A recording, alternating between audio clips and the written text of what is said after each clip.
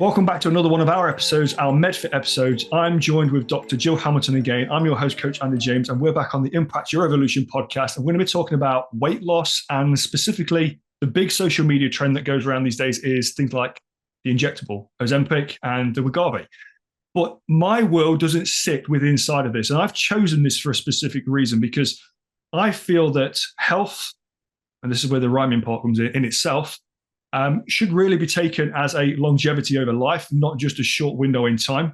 And for me to be able to do this, there's certain things that I have to limit my education to, so I stay within the remit of what I want to be able to use and help other people with. So I'm bringing Dr. Jill Hamilton into this conversation with us today. So Dr. Jill Hamilton can give us a lot more information on why it's important to know the ins and outs of what people are using this for, what it should really be used for, and maybe some other opportunities or strategies that you can use that doesn't involve going down the routes of injectables to lose the few pounds that a lot of people are using, let's say, drugs like Ozempic for with weight loss. So Dr. Jill Hamilton, we're not going to base the whole conversation around Ozempic because I want people to be understanding that there is more than one option to this. But what I do want people to understand from our conversation today is going to be the ins and outs of what is Ozempic being used for, why it should be used, where its place in health should be, and possibly where people are maybe getting it wrong right now in using it in more like the social media terms. And like we said before we jumped on the podcast, where it's being used and publicized through certain rumored people to be using so.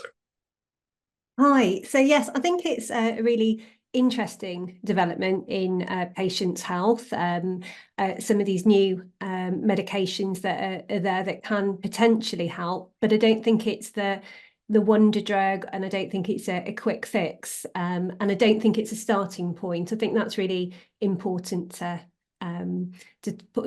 emphasize. So if somebody came to me about weight loss advice, I would really start with the basics. But a lot of the time, people have come and they've done the basics. So sometimes it's just a little bit about sort of guidance around the basics. Are they doing things? Are they doing things properly? Are they tracking what they eat?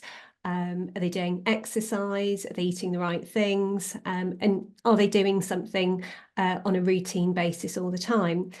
Now, I think a lot of things with social media and sort of, weight loss that can be really quick, it all seems really approachable, and you can see why people want to try these medications. But I think it's quite important to have an understanding of these medications and some of the side effects of them as well. So you've mentioned a couple, the Ozempic and the Wegovy, which I think are names that a lot of people will recognise. So essentially these drugs came onto the market as anti-diabetic drugs, and they've been really, really good, second line medications for diabetes.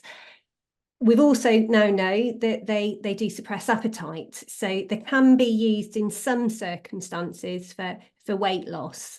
But I think it's important that they're not easy medications. They do have quite a lot of side effects. And I know we've spoken about this before, and you were quite surprised about how horrible some of the side effects can be. So, you can develop diarrhea, constipation, some quite nasty abdominal cramps, headaches. And I think there have been some cases of pancreatitis with them. So really, they're going to be drugs that are more of a last resort than something just to shift a couple of pounds is my feeling with them.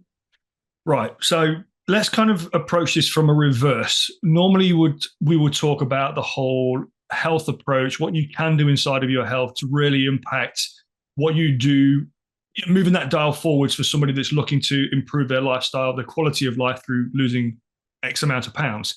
But this seems to be something that's hit the market in the past few years, where people have really latched onto the radical quick change that can happen in somebody's health by losing X amount of weight. And it becomes enticing for the everyday person that isn't actually within the health scope of needing a drug like this.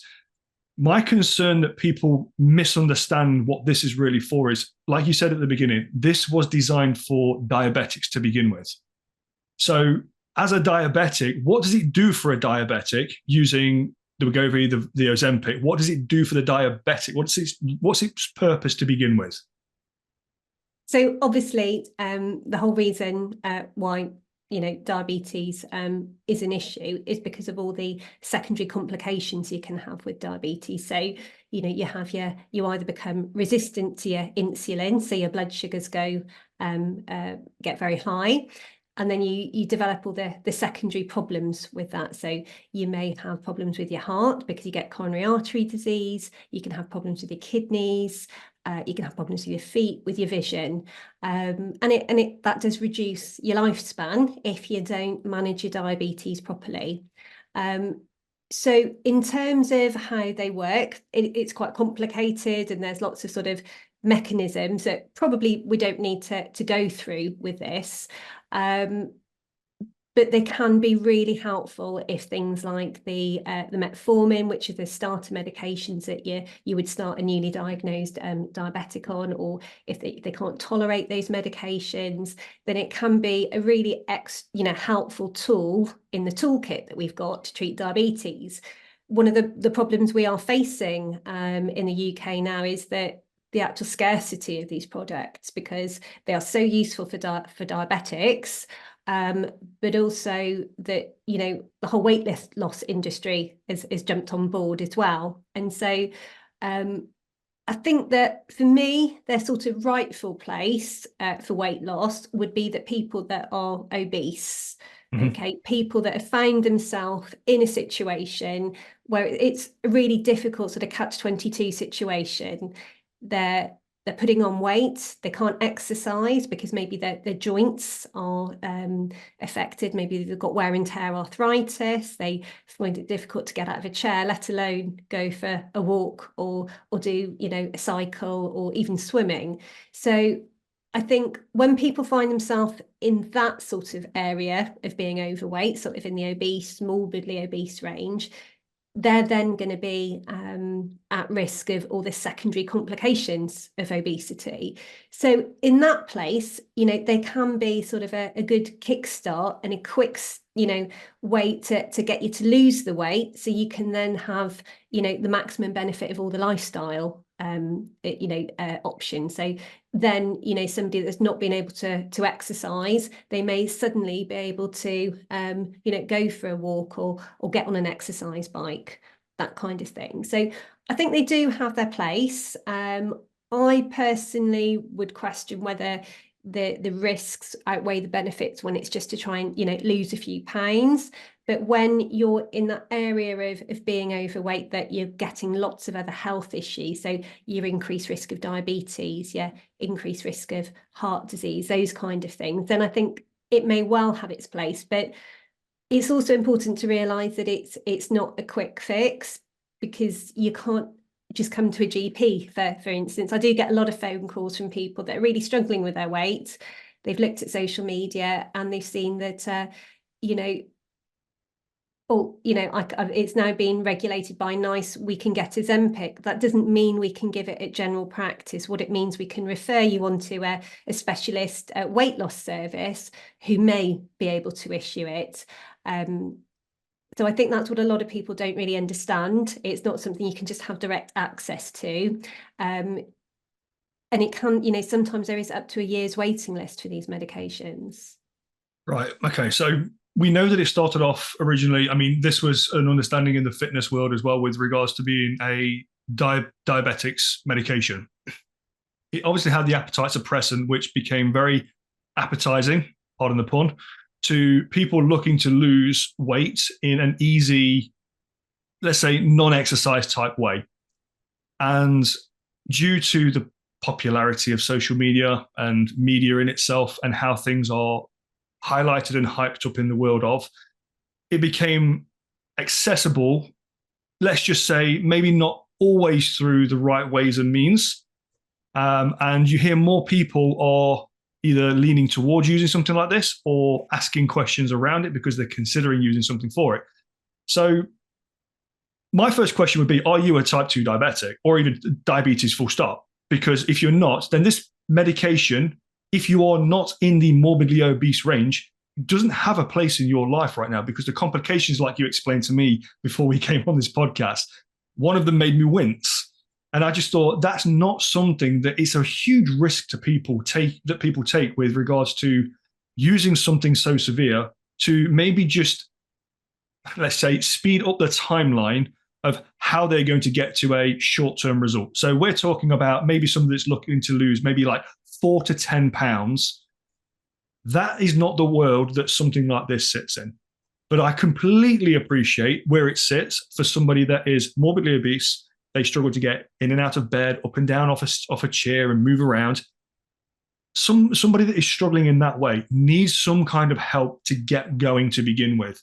So let's talk through the access point, because this is something that I wasn't aware of, because it sounds so readily available when people refer to Ozempic and Wegovy over social media.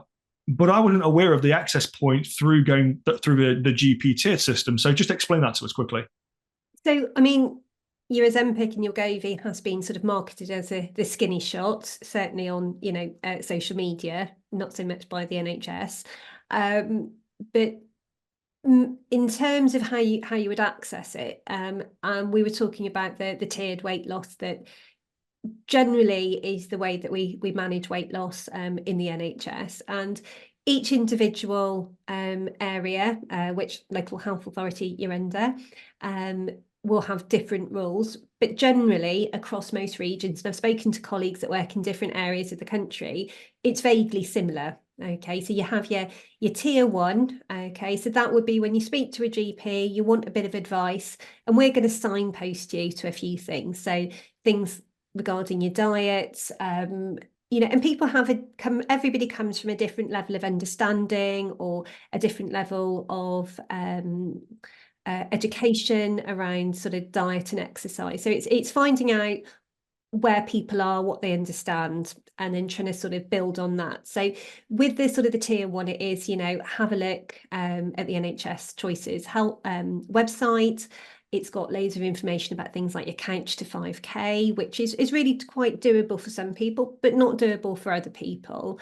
Some apps are also available. So it's really signposting and having a general chat. Then for people that are struggling and they've maybe tried all the basics or the sensible, first steps is your tier 2 weight loss. So that can be quite different across different regions. So essentially in our region where I work, we have access to a service called Healthy You, where they will help with a dietitian who can give you advice. Sometimes personal trainers are involved. And then they can also give you access to other weight loss clubs and things like that. And then when you go over that, there's a tier 3, which is sort of non-surgical. And they may be able to help you with regards to medications and things like that. You can't jump steps. Okay, so in order to get onto tier 3, you have to have gone through the tier 2 programme. Now, like everything else with the NHS, we are under stress. And there's quite a waiting list. So, even if somebody has got the sort of the interest to start it now, and, you're not going to get on it straight away, which is really frustrating for us as doctors and for the patients, because we know they've got that appetite to try and help themselves. So sometimes, especially when people are sort of thinking about these weight loss medications, even to get considered for access to them, it's going to be sort of about a year's journey. And so people that have listened to the radio, or they've listened, driving into work when, I've heard it, the morning breakfast shows are sort of saying, oh, this weight loss, skinny shot is now available on the NHS. We all then get lots of phone calls later on that week from patients going, oh, am I eligible? Can I have this? But actually, it's not as simple as that. So your day-to-day in practice, you get somebody that's heard this information on social media, on the radio, or wherever it may be. They call the practice. They say, am I eligible for this skinny shot that I've heard about? Let's just really truly put out the scope of person that's actually viable to use the drug Ozempic, Wegovy, etc. What is the category for a person to be accessible to a drug like that? Okay, so within the NHS, it's not going to be somebody that just wants to drop a couple of pounds, all right, or getting ready for a wedding, something like that. I'm just going to jump in for a split second on that one, because that's a very valid point, because most people will use it for a holiday or for a wedding or something like that. So just to tie in what you mentioned earlier with regards to the side effects, you go and use something like Ozempic for preparing for your wedding. Now, all of a sudden, you've got, let's just say there's things happening with your body that you may not want to be happening in a white dress. I hadn't really thought about that, Andy, but obviously not ideal. So I'm just saying, just whilst we're on that, there's things side effects that can happen if you're in that lower range of this. So we'll go back to where this, who this is for. Yeah. So I mean, and I really don't think it would be accessible in the NHS for things like that. It is going to be people that have gone through the tier 2 weight loss program, and then the tier 3 weight loss program. And when we've exhausted all avenues, and we're the clinicians involved in prescribing it are sufficiently concerned that this person's weight is going to have a negative impact on other health factors, like we said, out of control diabetes, problems with their heart, problems with joints, that is going to be when they would be offered these drugs. It's not sort of a short-term fix. And I think we get quite a distorted view of the world through social media. It can be fantastic for certain bits of education. It can be really helpful and get to lots of people, but it can also be quite there can misleading. Be a lot of wrong information and things that are accessible to your mega rich superstars who can buy these products over the counter and have access to it. Now, from what I understand, there is some availability of some of these medications through the pharmacists, that you can purchase them. They are quite expensive, and they can't just be issued. They have to, you have to be have some guidance about how to take them, the side effects and things like that. So even if you're going to go down that route, no one's, nobody reputable is just going to give it to you without sort of follow-up or support. What I would be really worried about is people just purchasing it online, not through a reputable company. That's when I would have real concerns, because A, you don't know what you're getting, and B, you're not getting that specialist supervisory support about how to take these medications. So there were a few things that were mentioned when we were talking about this episode prior to recording, and those were the kind of category that somebody would fall into, like BMI ranges, those kind of things, or whether it be lifestyle or dietary illnesses, etc. I guess there is no one singular category you have to hit to be able to be accessible for something like a weight management drug. But it's more about the quality of life the individual is living through. So obviously, like you said, you've got secondary line illnesses that are kicking in, so cardiac, et cetera, and now all of a sudden it's really prominent that we need to move forward with getting the weight, excess body fat off this individual, so that we can start to improve the quality of life, maybe surgery for joints, like you mentioned. All those I get, and I'm one of these. Let's just say I live in the fitness side of the world where I'm aware that these drugs are out there. There's drugs. These things they're not just recent either. They've been out for a long time. There've been different versions of them. People have used them like on the black market side of things in the industry for a long time. What has made it so special about this particular approach with the Wegovy, the Ozempic, etc., that people have just, because I've noticed in the last 2 to 3 years that all of a sudden these shady, backstreet type drugs that I know people have used over the years, and I've never chosen to get massively educated on them, because for me it doesn't represent anything to do with health. I get where it's at now for just through more education on the morbidly obese using a weight management control drug.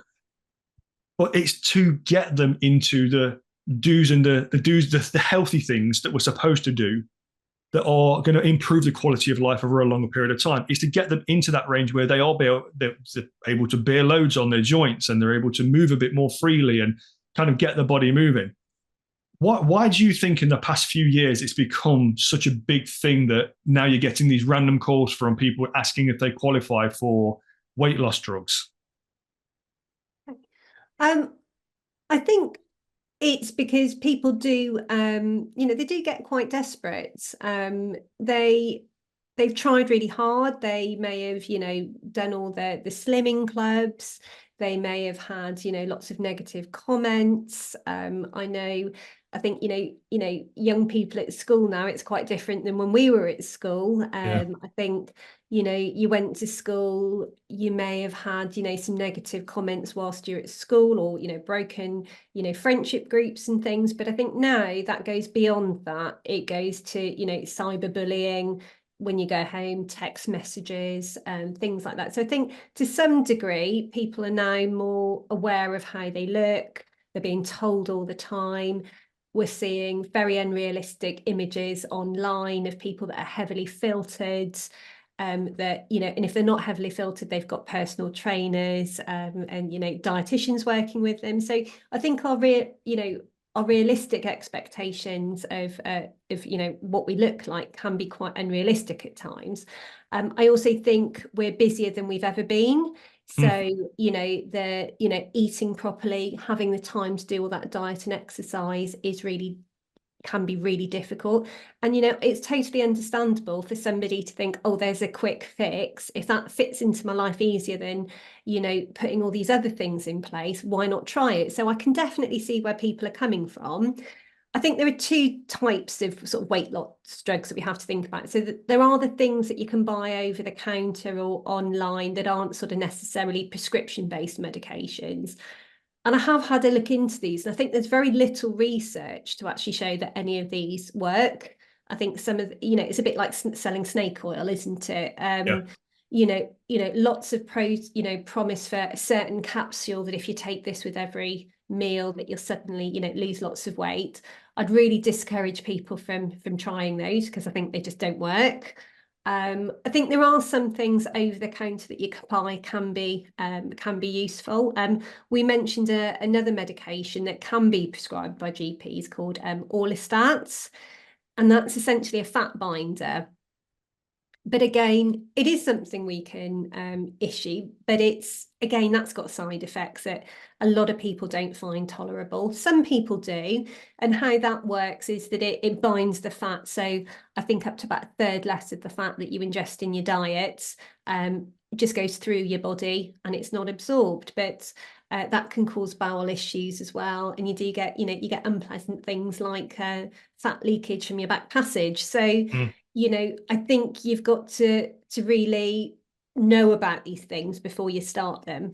So orlistat we can prescribe, so GPs can prescribe that, but that comes with caveats. So I think after 12 weeks, we need to show that you've lost about 5% of your body fat to be allowed to continue on it. You can buy a weaker version, I believe, through the pharmacy of these medications.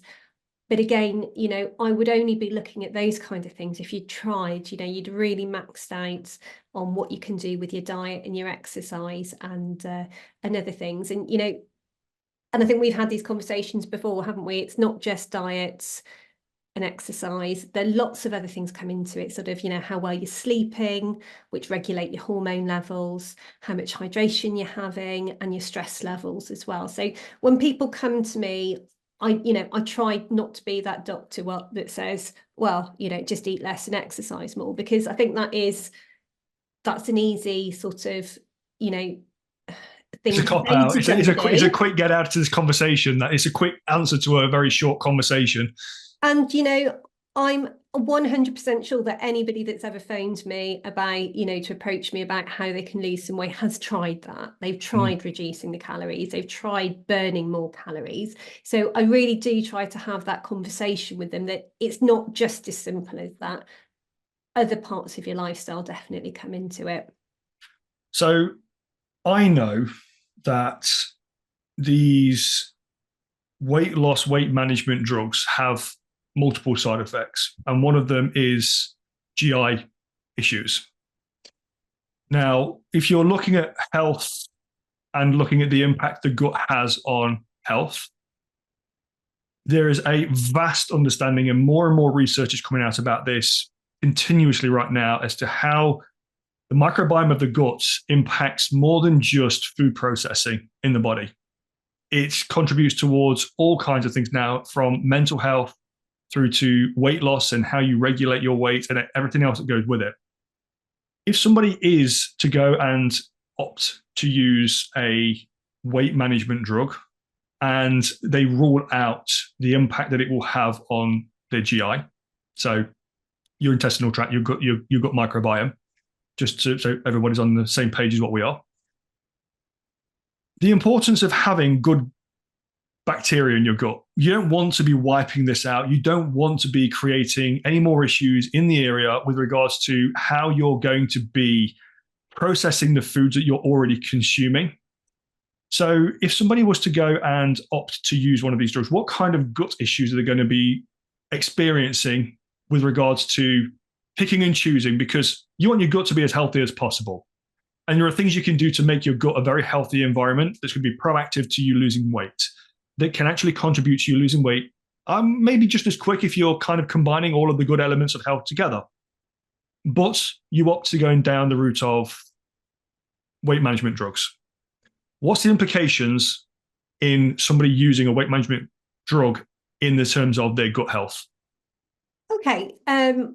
In terms of, the potential side effects, I think we've have sort of discussed those to some degree. Some people will have minimal side effects. So I'm not going to say that, they are terrible. Everybody will get these awful side effects, because clearly they're very popular drugs. So, there must be a certain, group of people that find the side effects manageable. There's definitely a group of people that find this, the side effects unmanageable, and they stop the medications. And these medications only work for as long as you take them as well. So, as I said, it can be good for kickstarting weight loss, but it's not a long-term plan. So that's one thing. I know that's not answered your question. Your question was about your gut health. So the side effects, we know, the ones that tend to be reported are the stomach cramps, the constipation, the feeling sick, and some people vomit with these medications. So that's not setting your gut up for good gut health, okay? Because you're not going to be absorbing all the food that you're eating, the nutrients and things like that. And it's the prebiotics, the probiotics, the polyphenols, all those kind of things that you're getting in your diet that maintain that good, healthy gut bacteria, which, maintains their gut microbiome. Now, I think the gut microbiome, we could have a whole separate podcast about it, because it's really, really interesting. And I think it's, a lot that I think a lot of doctors don't even know much about, or we're just beginning to know more about. And I think, we've always thought about the pathogenic bacteria, so the bacteria that do harm, so your E. coli and Salmonella, things like that. Whereas now we know there are lots of bacteria that are really helpful. And your gut microbiome is now being considered as an organ that we need to treat and look after and nourish. So it helps, it helps maintain health. And you even sort of alluded to the fact that, we think there's a link between your gut microbiome and your mental health. So, and we know it can drive disease processes, all those kind of things. So I think what we need to do is look after our guts. And if we're going to have a medication that's going to totally disrupt our gut, I think we need to be really, really careful about what we're doing and what we're putting into our bodies.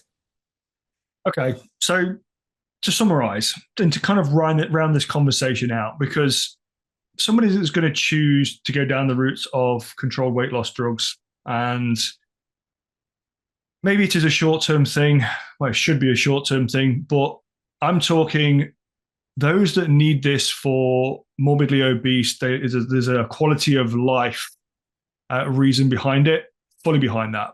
For those that are using this from the public eye, seeing their favorite social media person, et cetera, talking about things like this, the reality is that there is a very big side effect with regards to if you do not address any of the issues that have got you to where you currently are and you're not happy with, taking this drug will have an effect where you will lose that weight regardless, because like we said, it's an appetite suppressant.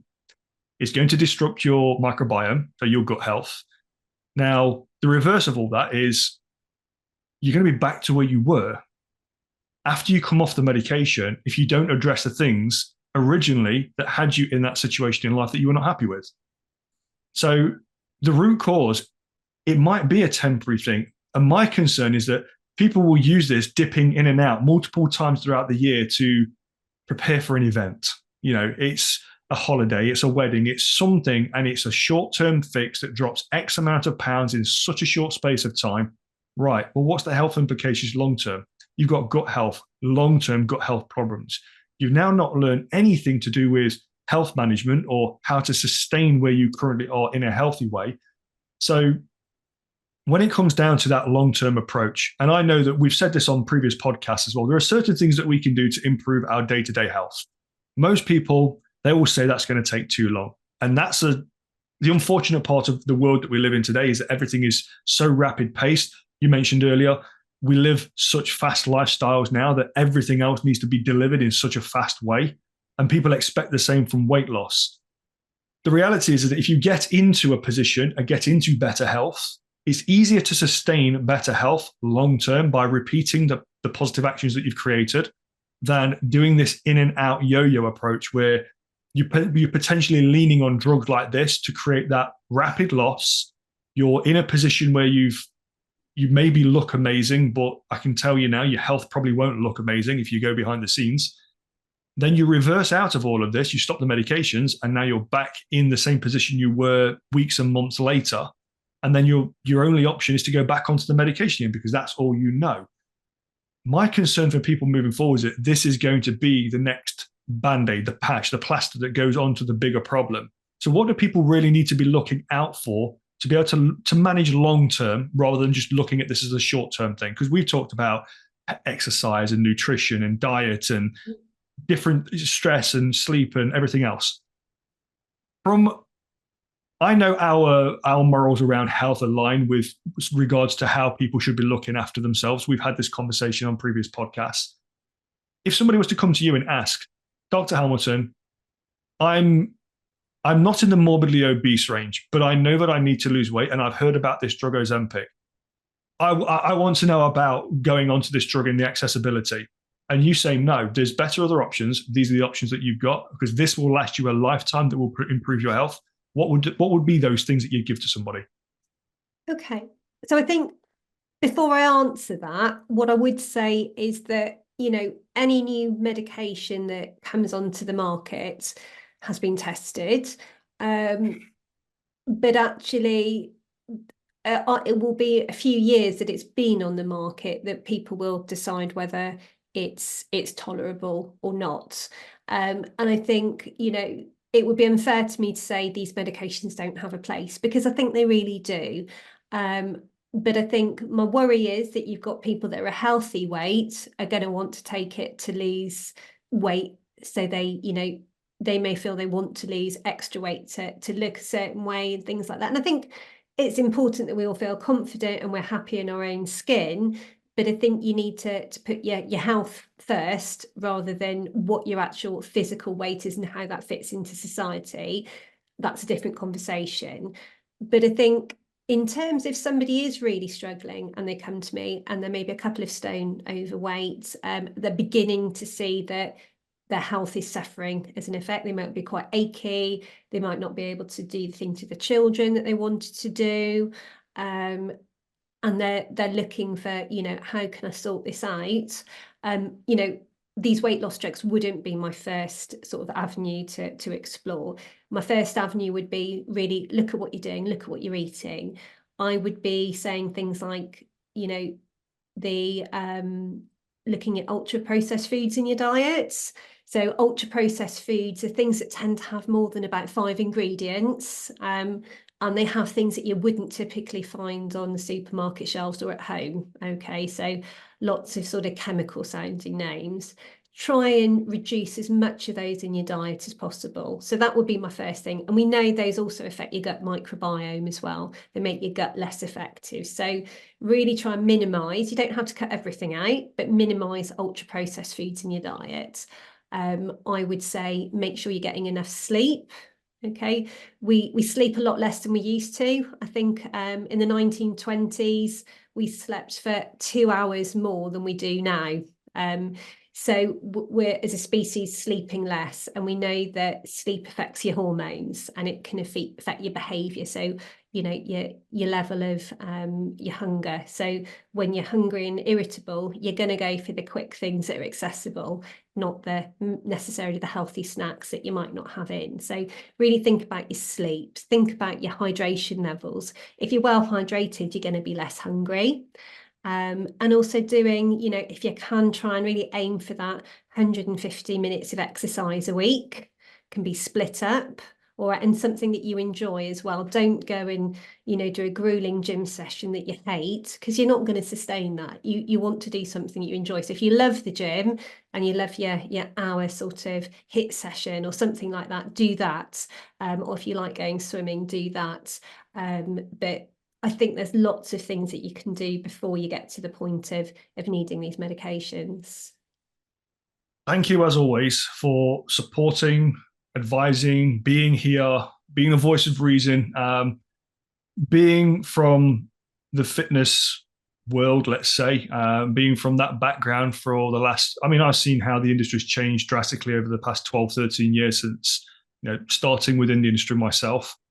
And my worry always looking forwards is the speed in which a person wants to see a result, and the things that they're prepared to sacrifice along the way to get to that as soon as possible. And more things crop up like this. More and more topics, more and more drugs, more and more accessible points crop up along the way that people need to be a bit more aware of before they start making drastic decisions and choices around these things that sit out there in the world of. I don't want to brand this as a fitness related topic, because it impacts the fitness world, but it's really all about life quality for those that are struggling in the morbidly obese range. So I'm grateful that I get to have these conversations with you. I'm grateful that I get to share them with people over our platforms as well as members inside of Impact Health Club. So thank you, as always, for being here. Thank you for always bringing honesty and transparency to these conversations. I know sometimes my questions aren't always the easiest to answer, but I'm thinking about the person that's out there needing that answer that, you know, they might not be able to ask their best friend, or let's face it, you can't ask these questions on a 10-minute phone call with your GP anymore. It's not that kind of approach. So we get to kind of answer those questions for people. And I'm here for the people to be able to say, I've got access to Dr. Jill Hamilton right now. What questions do I need to answer? Because I'm considering this option. And that's the reason why I approach these conversations the way that I do. So I'm grateful that you're here to share your experience, share your knowledge, and people can take away from what it is. So if you have gained any kind of value from this episode, if you have gained anything, or you know somebody that is considering something like this, please forward this episode onto them. Copy the link from any of the platforms that we put this out onto. So you got Spotify, Apple Podcast. It's on the website as well. If you go to impacthealthclub.co.uk, you can copy the link from there and send it through from there. There are multiple places that you can share this piece of information from. If you do, make sure it's in the best interest to educate the person that you know that is considering this option, because this isn't an overnight decision. This isn't something that fits everybody, and there are specific categories that somebody needs to be in to qualify for weight-altering drugs, let's say. So thank you again, Dr. Hamilton. Appreciate you being here, as always. Is there anything that you want to leave anybody with, or anybody that's listening with right now before we go? I mean, I would always say, and this is how sort of I like to have conversations with my patients, is that I'm not here to tell people what to do. I'm here to give them the information that we've currently got available. And I'm really into sort of patient education, so they then can make their own decisions about what fits into their life and what is achievable for them. And I think it would be really interesting to maybe have this conversation again in another year, 18 months time, because there will be more wonder drugs. on the market. There will be other things, and we will have learned things. So I think to have the conversations and make sure that you know, before you have a drug or you put anything in your body, that you educate yourself to the best that you can. And that's what I'm trying to help people with. Fully agree. So thank you, as always. Again, hope you got value from this. If you did, you know where to share it from. I appreciate you being here. I appreciate you sticking through the minutes of listening to us. We'll catch you in the next one. Stick around for more MedFit episodes that are coming out in the next few weeks. We'll see you in the next one. Take care. Have an awesome day.